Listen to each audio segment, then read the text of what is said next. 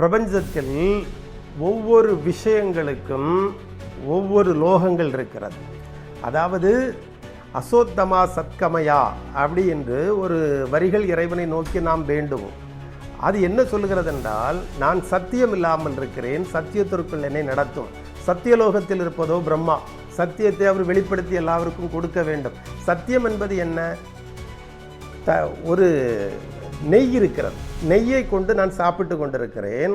ஒருவர் சொல்லுகிறார், இந்த நெய் எனக்கு கொண்டு வா என்று சொல்லுகிறார். அதை கேட்டவருக்கு நெய் என்றால் என்ன என்றே தெரியாது. புதியதாக அவர் வாங்குகிறார், நெய் என்றால் என்ன என்றே தெரியாது.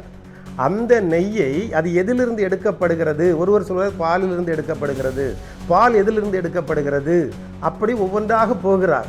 போய் அவர் அந்த உண்மையை கண்டுபிடிக்கிறார். கண்டுபிடித்து இதுதான் நெய்யோ என்று கண்டுபிடிப்பதற்காக அவர் எடுக்கிற முயற்சியே சத்தியத்தை அறிதல் எனப்படும்.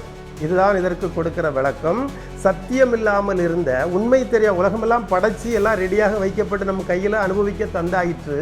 இது எங்கிருந்து படைக்கப்பட்டு எங்கிருந்து வந்தது என்பதை அறிந்து தேடுவதுதான் சத்தியமாகும். இது சத்தியலோகத்தில் இருக்கிற இறைவனால் நமக்கு வழங்கப்படுவதற்கு தயாராக இருக்கிறது. ஆனால் நாம் அதை ஏற்க தயாரில்லை. இந்த உலகத்தை அனுபவிக்கவே தயாராக இருக்கிறோம். இந்த மனதை மாற்று இறைவா என்று வேண்டுவதே அசோத்தமா சத்கமயா எனப்படும்.